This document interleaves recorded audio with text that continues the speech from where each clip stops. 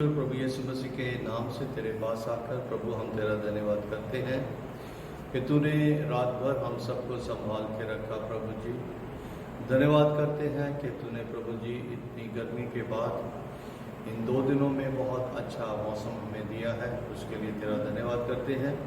जब प्रभु हम तेरे वचन को पढ़ते हैं, सुनते हैं, समझते हैं, हम सब की सहायता करता कि तेरे वचन के अनुसार प्रभु जी चले। यीशु के नाम से मांगते हैं, आमीन। सुबह की बरकत प्रोग्राम में, यीशु के बरकत प्रोग्राम में आपका स्वागत है। आज हम मसीह में बहुतायत, यानी कि जब मसीह में हम होते हैं तो हमें बहुतायत से हर चीज़ मिलती है। इसके लिए हम सबसे पहले उत्पत्ति की किताब उसका पहला अध्याय और उसके 22 वचन में पढ़ेंगे। यहाँ लिखा है, और परमेश्वर ने यह कहकर उनको आशीष दी, फूलो फलो और समुद्र के जल में भर जाओ और पक्षी पृथ्वी पर बढ़े। अब यहाँ मैंने जो सबसे पहला सेंटेंस बोला है वो ये है, मसीह में बहुतायत। लेकिन जो वचन पढ़ा है वो है परमेश्वर ने ये कहकर। आज इस बात को भी हम थोड़ा सा ध्यान करेंगे। जो लोग मसीह में नए हैं या जो लोग मसीह में हैं लेकिन इस बात से वाकिफ नहीं है कि परमेश्वर, प्रभु यीशु मसीह, पवित्र आत्मा, तीनों अलग अलग करैक्टर हैं लेकिन तीनों एक ही हैं। परमेश्वर जो है वो क्रिएटर है, यीशु मसीह जो है वो उद्धार करता है, पवित्र आत्मा जो है वो कंफर्टर है। क्योंकि जब हम देखते हैं कि परमेश्वर ने सब कुछ बनाया और फिर जब प्रभु यीशु मसीह के आने का इस संसार में समय था तो स्वर्गदूत ने उससे कहा कि वह अपने लोगों का उनके पापों से उद्धार करेगा।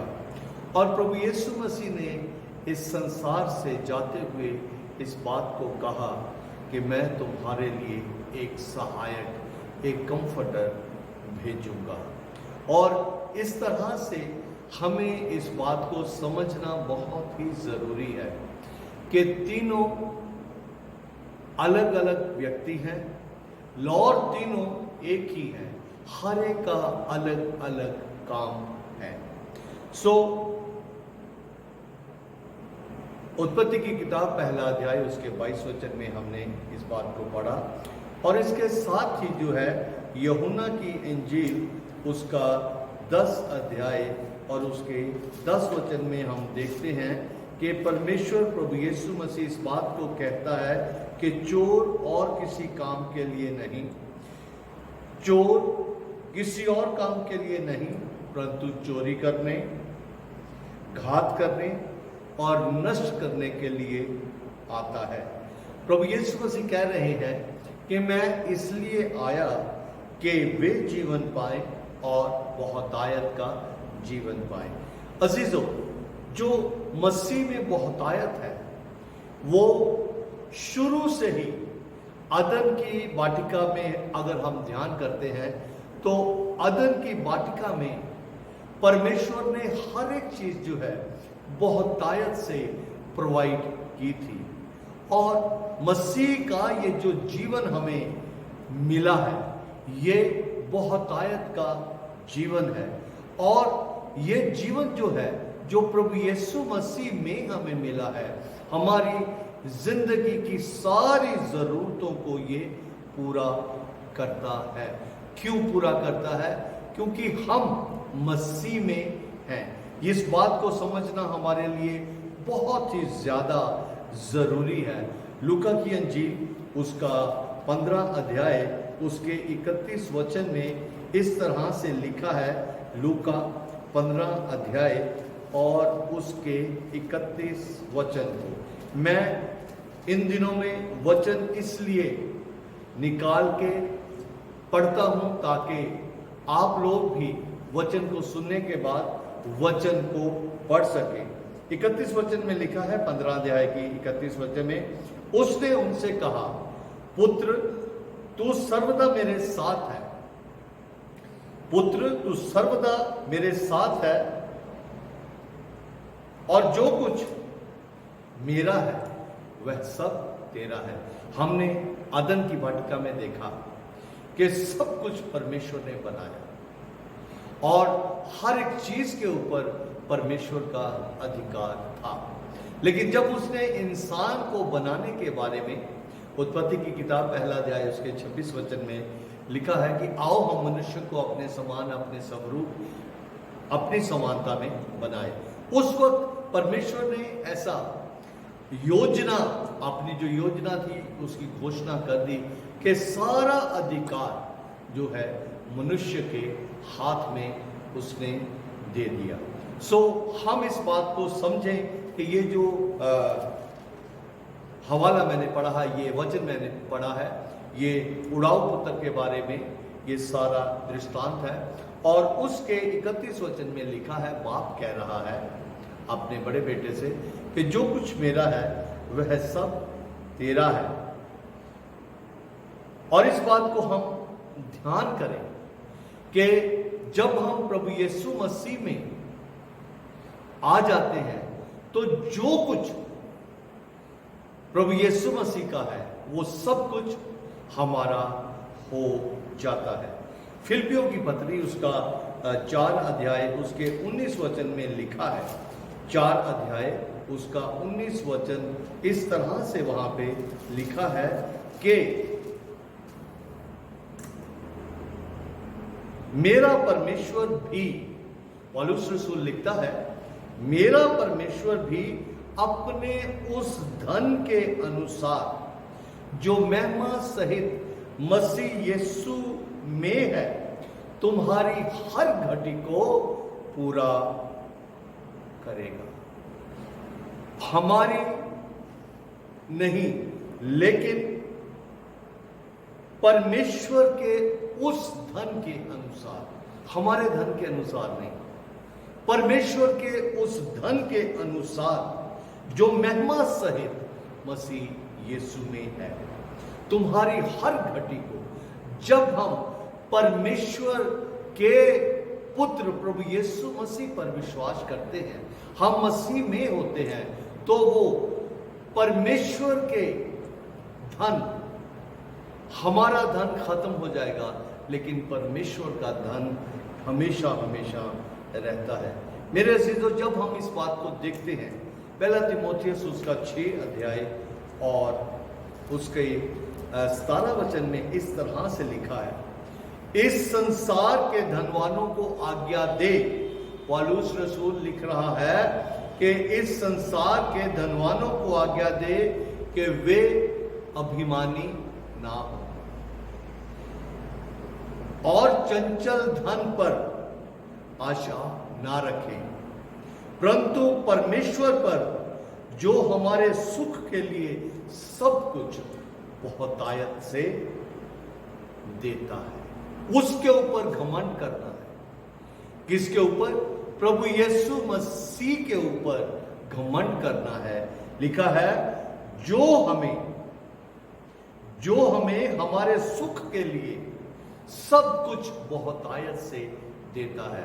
हमारा सुख जो है बहुत बार सांसारिक सुख हो जाता है, लेकिन परमेश्वर ये चाहता है कि हमारा सुख जो है संसार में रहते हुए हम सुख तो जरूर दें, लेकिन उन सुख जो है उस सुख में हम खोकर परमेश्वर की प्रेजेंस को ना भूल जाएं।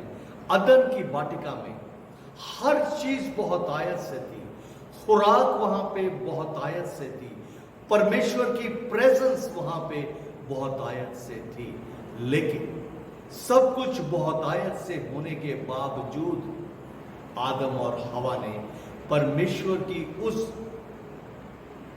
बहुतायत को नहीं समझा।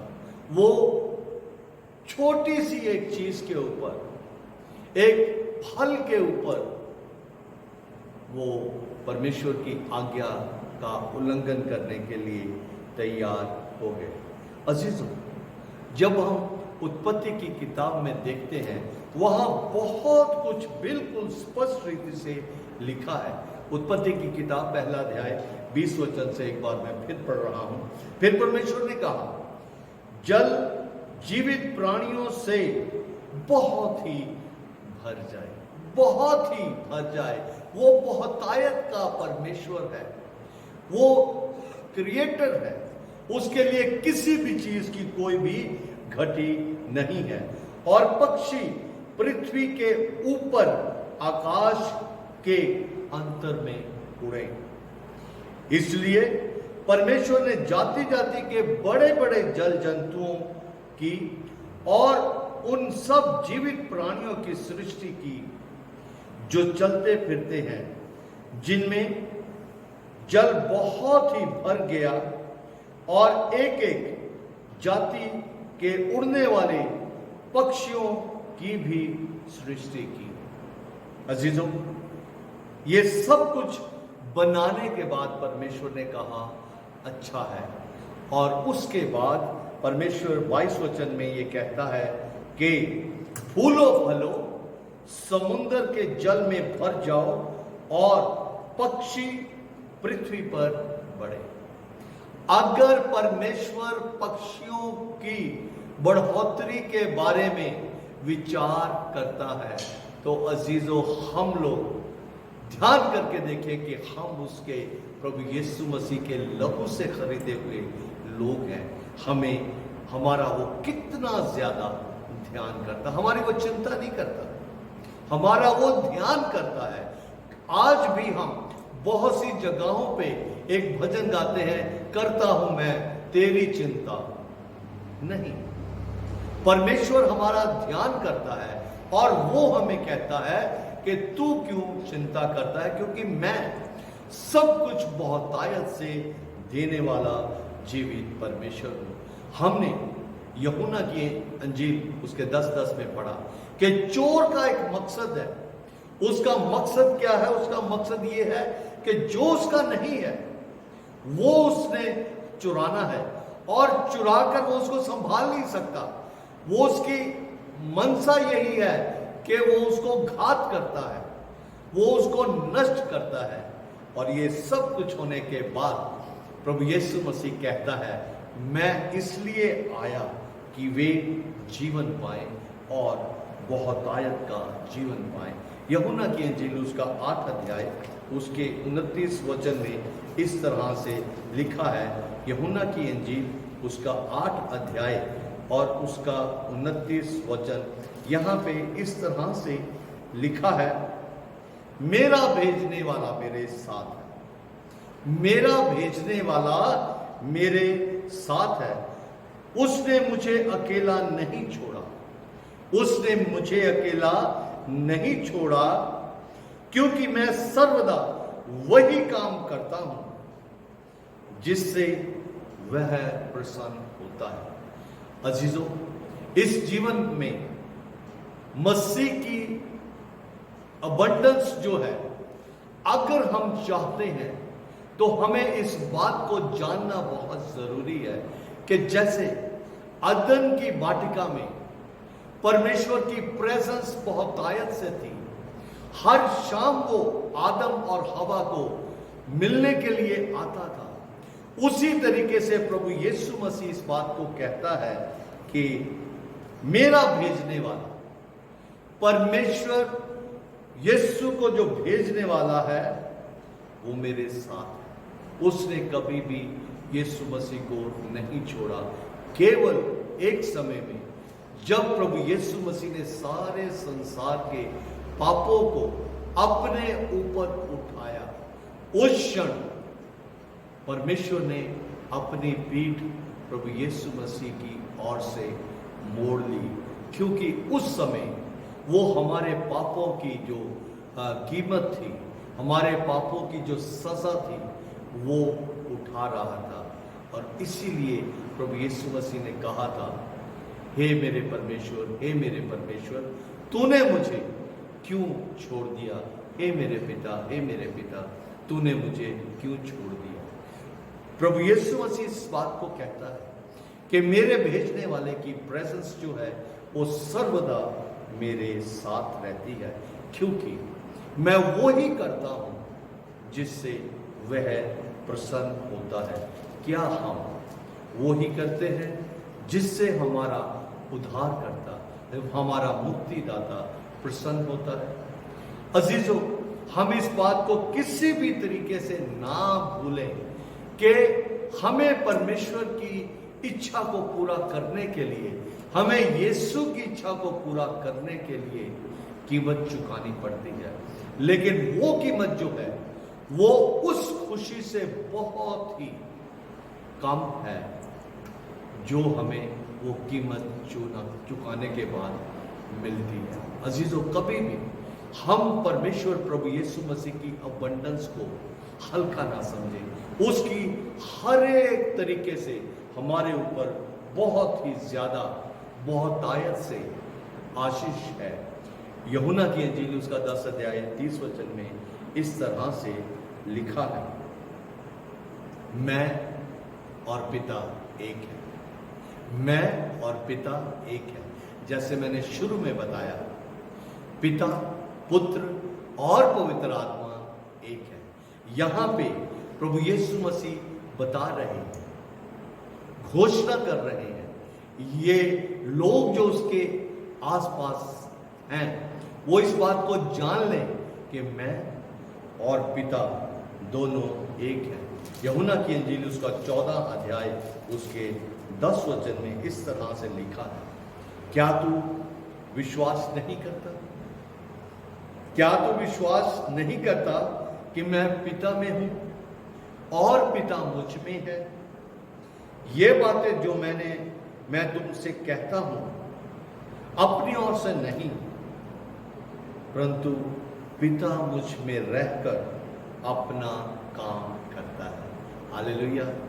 जब हम प्रभु यीशु मसीह में हैं, प्रभु यीशु मसीह हम में है, हम जो कुछ करेंगे, जैसे मैंने कल भी इस बात को बताया था कि परमेश्वर अपने लोगों को बहुतायत से आशीष देता है। वो कोई भी कार्य करते हैं, परमेश्वर उसके ऊपर आशीष देता है, क्योंकि परमेश्वर हमारे साथ हमेशा हमेशा है।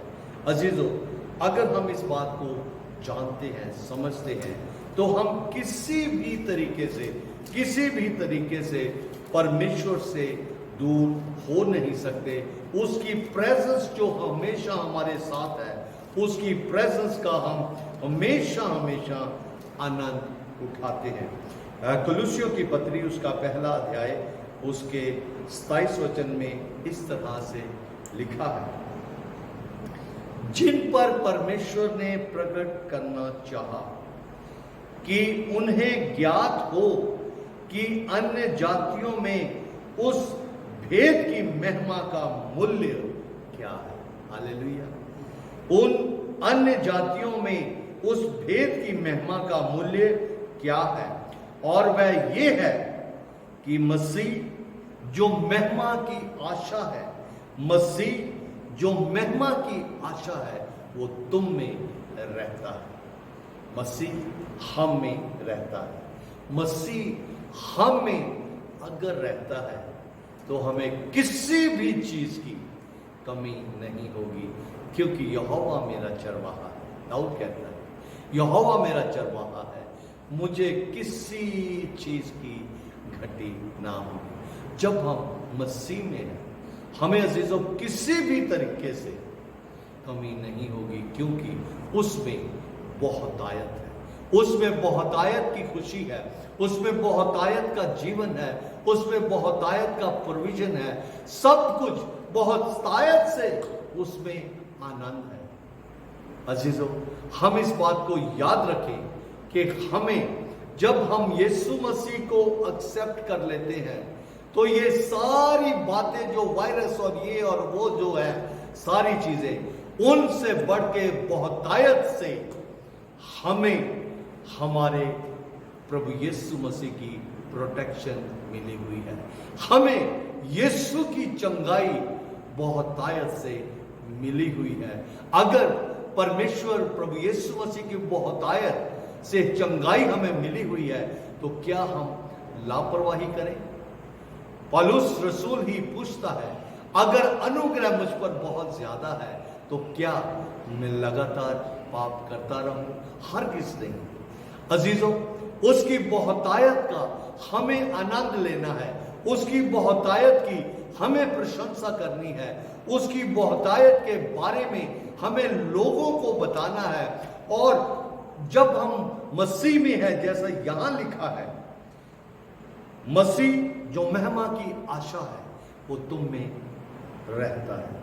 अजीजों, जब परमेश्वर हम में रहता है, जब मसीह हम में रहता है और हम मसीह में रहते हैं, हमें किसी भी चीज की कोई भी घटी नहीं हो सकती। क्या हम परमेश्वर पर विश्वास करते हैं? अगर हम परमेश्वर पर विश्वास करते हैं तो दूसरी बात यह है, क्या हम परमेश्वर के वचन पर विश्वास करते हैं? पिछले दिनों में हमने जब इसहाक के बारे में हम सीख रहे थे, इसहाक जो है वो परमेश्वर और परमेश्वर के वचन पर भरोसा रखने वाला व्यक्ति था, और उसके ऊपर सारी आशीषें जो थी वो इसलिए थी क्योंकि परमेश्वर ने अब्राहम से वायदा किया। मेरे और आपके साथ परमेश्वर ने वायदा किया है कि मैं तुम्हें पूंछ नहीं सिर बनाऊंगा। अजीजों, अय्यूब की किताब, उसका याकूब की किताब पत्री, उसका पहला अध्याय और उसके 17 वचन में इस तरह से लिखा है, क्योंकि हर एक अच्छा वरदान और हर एक उत्तम दान ऊपर ही से आता है और ज्योतियों के पिता की ओर से मिलता है, जिनमें ना तो कोई परिवर्तन हो सकता है और ना कोई अदल बदल हो सकता है। अजीजों, उस परमेश्वर जिसकी आप आराधना करते हैं, जिसके ऊपर आप विश्वास करते हैं, वो आपको हर एक चीज बहुतायत से देता है। अगर हम अय्यूब के बारे में देखें, अय्यूब जिसको परमेश्वर ने कहा कि ये मेरा खरा व्यक्ति है, ये मेरा खरा दास है, वो बार बार इस चीज के लिए बहुत ही ज्यादा सचेत रहता था कि मेरे बच्चों ने किसी भी तरीके से परमेश्वर की आज्ञा का उल्लंघन तो नहीं किया। बहुतायत से अब्राहम को आशीष मिली, बहुतायत से हमें मसीह यीशु में आशीष मिली है। हमें हर पल उस सारी बात को याद रखना है कि जिस प्रभु को मैं मानता हूं उसके पास अबंडेंस हर एक चीज की, आशीषों की, चीजों की, जीवन की बहुतायत है। उस परमेश्वर के साथ हमें हमेशा जुड़े रहना है। प्रभु आपको बहुत आशीष दे। प्रार्थना करें। पिता परमेश्वर, तेरा धन्यवाद करते हैं कि तेरे पास हर एक चीज की अबंडेंस है, और वो सारी अबंडेंस तूने प्रभु जी अपने पास ही नहीं रख छोड़ी। तूने ऐसा कहा है कि फूलो फलो, पृथ्वी पर भर जाओ और हर एक चीज का आनंद लो, क्योंकि परमेश्वर अपने उस धन के अनुसार हमारी हर एक चीज को पूरा करता है। यीशु, सुनने वालों को बहुतायत से आशीष दे। आने वाले दिनों में तू हमें और ज्यादा तेरी नजदीकी में बढ़ने के लिए फजल दे। यीशु के नाम से मांगते हैं, आमीन। सबको जय मसीह।